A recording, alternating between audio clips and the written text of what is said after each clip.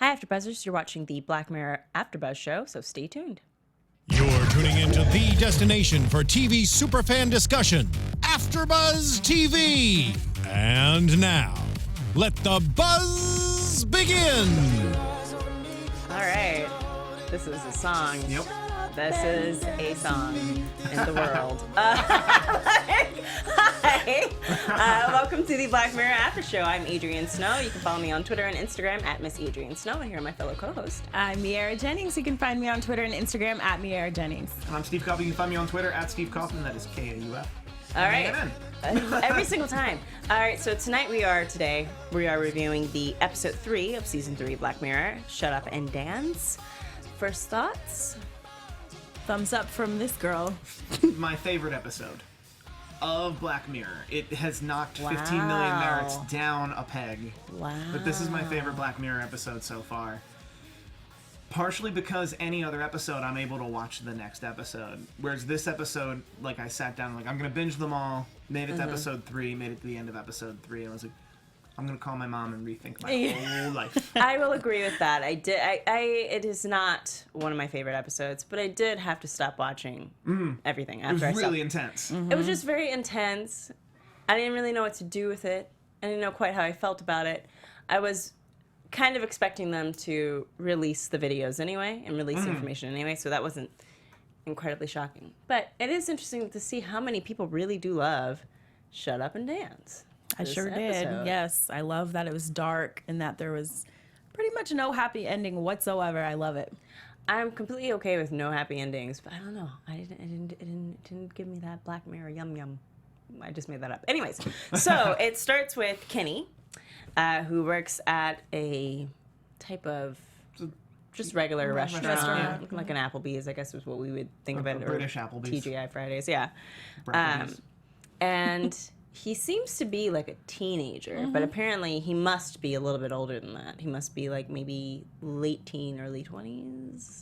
Because I just got a teen vibe. Yeah. Yeah, I caught a real teen vibe where he had to deal with his sister who was staying at home. Yeah, maybe he's like in his bi year or something because he doesn't, or gap year. He doesn't seem. Or summer job, maybe. Or either a summer job, or he didn't strike me as over 18.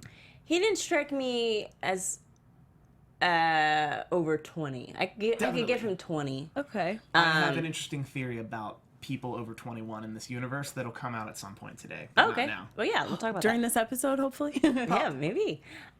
So he is working at the restaurant, and we're just following him through his life. He's interacting with his sister who's stolen his computer, as young siblings are often to do. I don't know. I lived alone as a child, but but he I goes. had siblings who respected my privacy. Right, I don't know what that's like either. I also didn't have a laptop. I had a giant, heavy computer, so you can't Hard just to- like yeah, take it hard out to of my take room because I'm old. But so we end up following him, and we see that he, is watching a video. He watches some type of video. I didn't know. Did you guys think that maybe this virus that he got and the cleaner was the way that they were able to access his computer? Yes, Yeah, because the for virus claimed we're going to make you pure. Yeah. Like there was a lot of verbiage to that anti-malware that struck me as like, oh, this is Shrine. like religious zealot, Right, yeah. actual Some malware. kind of vigilante who's Even the making name of things it. right. It's like, so be careful of your malware, people. We know, I mean, you should know that from like 1996, but be careful of your basic malware. internet cleaner. 101. Ad blocker on high. Yeah, even with Norton antivirus, be careful. It's not as good as you think it is. So he goes to clean his computer, and it seems like everything's fine. Goes back to work, everything's fine. And then we notice that it seems like somebody's watching him through his camera, which is like everyone's real life fear that people watch us through our real cameras. life. I have a sticker over mine, so yeah. But the FBI actually did recommend that. They did recommend that people put the sticker on there. Been having it there hackers for years. will- Since this episode, it's reminded me that there's a front-facing camera on this iPad and a front-facing Yes. camera on this phone that I do not tape yet. I just turn it Yeah, down I need to do my when phone I'm at too. home. There we go. Everyone, and we all go, I mean, I'm okay now because there's also one right there. Yeah, we're here. We're on camera. We're not going to do anything crazy right now. So he ends up masturbating. There's no like that. That is the nicest way to say that. Watching some video, and they record him masturbating, and he gets basically a threatening email saying like, you need to give us your phone number, or else we're going to release the video. And they take him along this quest, which is kind of like just a really sad scavenger hunt. How do we feel about the stakes initially? Because I thought the stakes not high enough. were not very high for. But that's kind of later the point, on. though. But there was a twist to why the stakes were high. Which I love the way they wrote that. By the Yeah. way, I just have to say that because you're frustrated and then you realize why. So because I was like, well, who cares how a little 18-year-old kid is masturbating? Like, don't they all do that like every day? But it's also good. It's also well written that they wrote a character who was so ashamed of just masturbating that it made sense to him. Not to everyone, not to the viewer. Yeah. Well, once we realize like why, especially it is even more shameful, then we have a better understanding of why he's like so struck by this video being released. And anyways, so he goes on this quest. He's given this cake by another man who's also being blackmailed. And we also see earlier that there was a woman briefly at the beginning who was placing keys under a tire who's being blackmailed as well. And he ends up running into Bronn from Game of Thrones. And that was like the best moment for me. And has to deliver this cake to Bronn, which is what I'm going to Hector. And says that Mindy told him to come. So when he hears this name, Mindy, he opens the door, he lets him in, and we discover that he is also being blackmailed. So now we're on this quest together. And the second thing they had to do was the bank robbery? No. There were like two things before the bank robbery. They had to deliver the cake somewhere. They delivered the cake. They dug into the cake. So they had to get the car. Yeah, that's right. They had to get the car. Right. And they had to open the cake. And then when they open the cake, they see that has sunglasses, a hat, and a gun. And then they're told they have to rob the bank. So how are you guys feeling at this point? Like at this point, it's just like, what are you doing to these people? Like, well, I like the interaction between Hector and Kenny because even Hector is kind of like, well, what'd you do? And he's like, I did whatever. And Hector's like, well, why are you even here? Like everyone does that, but even he doesn't know that the people who are in this are for the same reason. Yeah. So I like that. I like that progression. But I also like the initial, well, that's not that big a deal. Right. And then he realizes that they're essentially handcuffed to each other. Yeah. And it's like, well, actually, no, that's a huge deal. And I'm going to convince you why. Yeah. Which is all part of this person's troll in game is to make sure everyone must participate. That if you suddenly feel your stakes aren't that high, I need to make it clear that my stakes are high. Yeah. Or that your stakes are high because my stakes are high. I actually didn't think Hector's stakes were that. Really? Did we know what exactly were Hector's So he stakes in the ended beginning? up engaging in like a Ashley Madison type website with a prostitute and sending her nude pics. Okay. And had set up to meet her. And that's why he was at the hotel. But that's not. But he made it clear that if his wife found out, she would divorce him. If he got divorced under these circumstances, under this evidence, he would never see his children again. Oh, okay. And he made it clear, like, my children are my life, and my life would be over. I kind of. So his stakes were very high. I was like, hey, so you almost cheat with a prostitute. Like, you're probably gonna get divorced. Tough crap. Like, that's just me being in this world. So at this point, they have when they gave him the gun and like you have to rob the bank. I was like, oh, this is not gonna go well. Like this is when they die. Like I'm like, I still have 20 more minutes though, so I don't know where they're gonna go after this point. I love the intensity of this scene though. Loved it, yeah. Like, and he pees himself, and that was perfect. Yeah.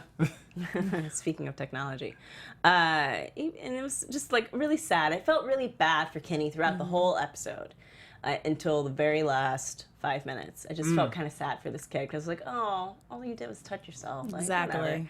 And even for Hector, I was kind of like, well, yeah, you shouldn't have done that, but whatever.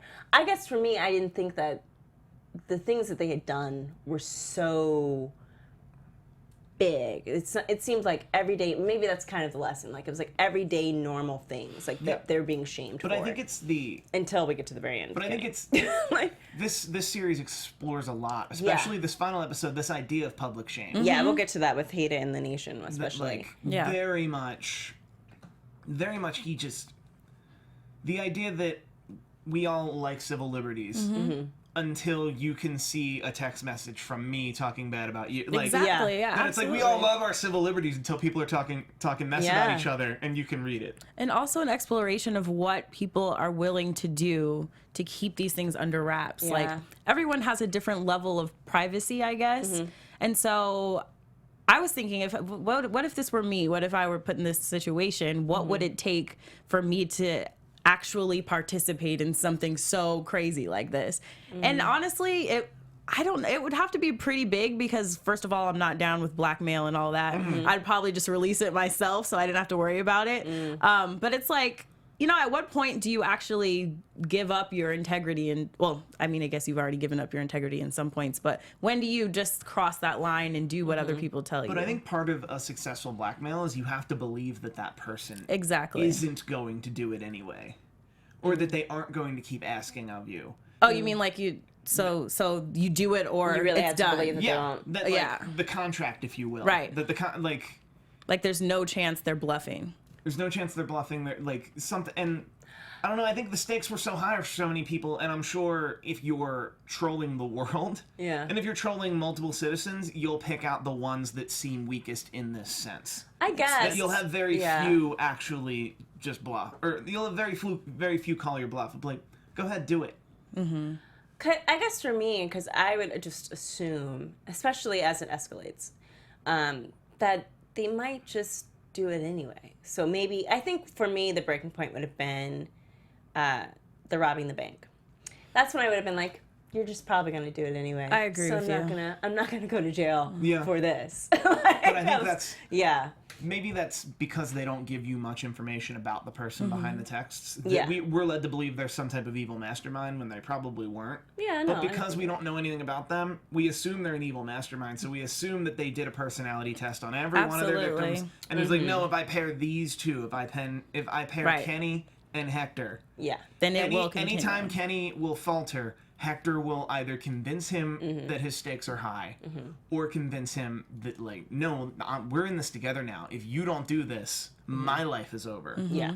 Yeah, and that makes sense for having them paired. It maybe wouldn't have made... And that also works with the other people that we see who don't seem to have to do as high-risk things as Kenny and Hector have to do. Yeah. So going back, we do see that Kenny robs a bank, and they end up having to split up. So Hector has to take the money and the car. No, he has to take the car and destroy it. Kenny has to take the money and walk into a field. And he doesn't know what's going on. And there was more money in the field, which leads me to believe there were more banks robbed. Yeah. And I believe, well, I like, believe some the of the other people guy had to rob a bank as well. And, like, I think some of the people we ran into, like the guy on the bike, I think that was step one of, like, 6 steps, where he ultimately had something bad to do, too. I feel like they wouldn't have, because what ended up... That's interesting. Maybe. I don't know. I think they might have had, I think especially with the first woman with the keys, I don't think she had as much to do. Because I think what ended up coming out about her wouldn't have merited her, like,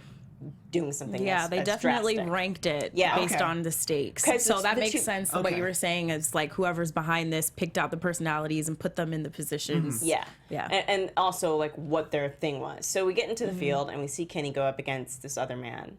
And this other man describes what his thing was. And that's when you understand, like, Oh, that's probably the same thing. and then like, so basically they're both pedophiles.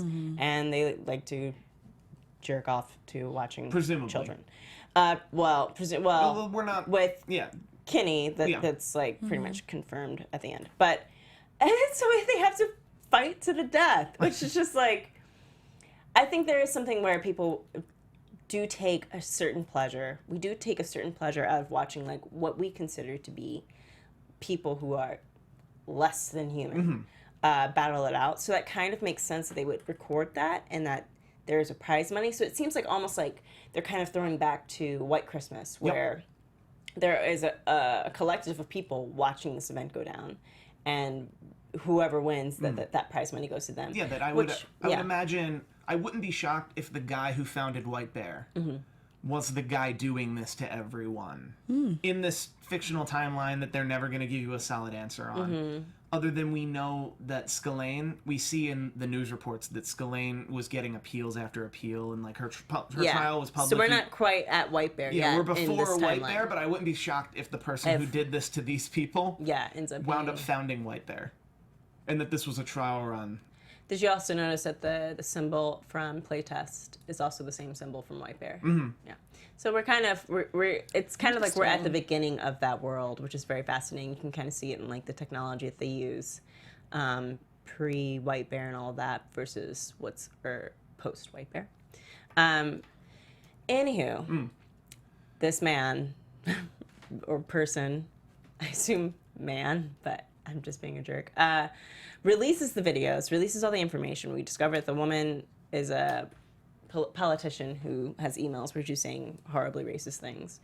I didn't quite know what to do with the guy on the bike. I assume he was a pedophile? I'm not sure. If they he did didn't. something, like, if we assume that he only had to do like 4 deliveries and that was his pittance, It may then he have wouldn't been- have been a pedophile. He would have been Maybe he was cheating. Something or like that. There was a cheating video. or scamming or trolling or something like Yeah, there was some type of video that a came out leaked, about him. email or Yeah.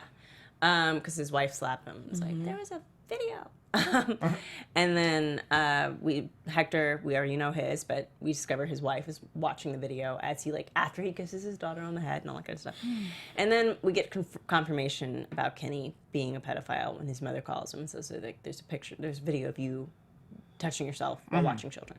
And he ends up getting arrested because he was the winner of the fight and murdered the other pedophile. Right, and robbed the yeah. bank. Isn't robbed that the so bank. crazy? I love how that's the secondary. Like at the Well, time, like, that He felt like really the worst did time have that the he got- worst experience, I think. At the time that he got arrested, the police came after him because he robbed a bank and piddled on the floor. So there's like no denying that it was him. And then they discover him covered in blood. So it's pretty clear that his life is over. And maybe he's like the second person we see in like that White Bear event. Maybe that becomes like the new jail, is that you just end up suffering through a type of White Bear type life. We'll see when season 4 comes around. In any case, that's pretty much how it ends. It ends with all these people being shamed. So Also on the tiny little things, it looks like there was an image on the laptop that said Prime Minister Callow Gets a divorce. is going to divorce, and Prime Minister Callow was season 1, episode from National 1. Anthem. We also got a Waldo sticker on the laptop. Yes. So this is all roughly that timeline. That's all roughly, and you can kind of tell when the timeline. That makes sense. You can It's tell when modern. it becomes like more futuristic because then you start to see like the change in the cell phones, and then you start to see like a little bit more of a focus on people being technologically dependent. So and there's also a theory that White Christmas is like the last in the timeline, the last episode in the timeline. That is interesting. Yeah. Well, I'll find it. It's on one of the episodes we're going to cover today. Yeah, but yeah. at one point there was a headline that said cookies fight and get human rights. Yeah.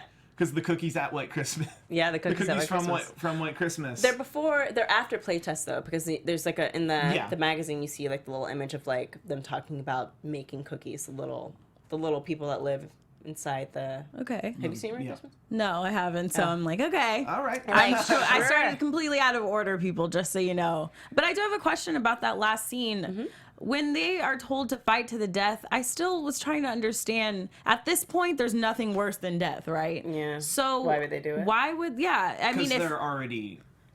They're so deep. But like Well, now they're literally. you're they either going to kill mutually- someone or you're going to be dead. How can you get away with killing someone? Like the person never said, "Oh, we're going to make sure you get off clean." Well, so I just don't. Well, I don't now know. it's a matter of survival because there's no way that you can both mutually agree to that. Yeah. Because it's two people who've done a lot of desperate things. We wish that they would pull a Hunger Games, but we know that they won't pull the Hunger Games. Like, will you eat the nightlock? Or the night, whatever I'm called. Because they're just like, they're not even in the right mind at that point. But yeah, I mean, it was an all right episode. It wasn't my least favorite, but it wasn't my favorite. We're going to get to my liked it. favorite. I'll say it was on my top 3 for sure. This is officially my favorite Black Mirror episode. All about this episode. Like, it's... People love this episode. And it's especially a good primer, a better primer than National Anthem. It's a much better primer to this is regular day, but the use of technology Well, I feel like and weird thought exercises. Yeah. National Anthem, though, I think I know it's a hard sell for a lot of people because it's not like any of the other Black Mirror episodes that we have. But if you do think of it as a timeline, then National Anthem would be the very first in the timeline, even though they kind of like put everything out of order afterwards. It's I think a good entrance episode into the world because it's not as intense yet. So you're just kind of like, oh, you're gonna blackmail this man. Oh, that's interesting. And so you're kind of like, oh, it's like Black Mirror light. Like, can you handle this? Okay, then let's keep going. Yeah. I think the subject matter definitely was up there, but I think their approach was not as dynamic as the other episodes because with National Anthem, it's really not, I don't want to say it's not real. It's not unrealistic. Like it could very well happen. You know what I mean? In this day and age, like people are blackmailed all the time and it was just a pig. It wasn't like some weird thing. So I don't know. Well, it was still like on national television. Yeah. Like, it had to be broadcast and everyone had to like basically stopped and watched this happen. So that does feel more like a Black Mirror episode to me, but it was kind of like a lighter approach to what they eventually go with in terms of technology. Well, especially given that season 1, episode 2 was 15 million there. It's you go from 2011, things are roughly as you expect them to. Nope, everyone's on bikes. And that's you have to assume the world is over. Yeah, but that's something that they toy with in every single season. So even with this season, we start with Nosedive.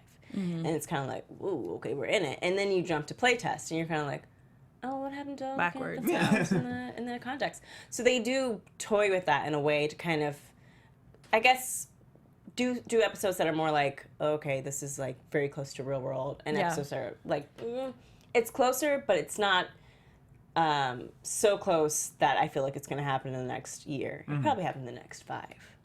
Nosedive. All right. So, but I think that about, is there anything else? Any last comments on Shut Up and Dance? No, I think we got it. All right. I think that about wraps up this episode of Black Mirror AfterBuzz show. I don't think we're not going to do any final... All right, thank you so much. I was like, is there anything else to do? No, there isn't. Thank you guys so much for tuning in. I'm Adrian Snow. You can follow me on Twitter and Instagram at Miss Adrian Snow. And where can they follow you both? I'm Miaira Jennings. You can find me on Instagram and Twitter at Miaira Jennings. I'm Steve Kaufmann. You can find me on Twitter at Steve Kaufmann. That's Kaufmann. All right, guys, thank you so much for tuning in. And we'll probably see you in about 2 minutes. From executive producers Maria Menounos, Kevin Undergaro, Phil Svitek, and the entire AfterBuzz TV staff, we would like to thank you for listening to the AfterBuzz TV network. To watch or listen to other after shows and post comments or questions, be sure to visit AfterBuzzTV.com. I'm Sir Richard Wentworth, and this has been a presentation of AfterBuzz TV. Buzz you later. The views expressed herein are those of the hosts only and do not necessarily reflect the views of AfterBuzz TV or its owners or principals.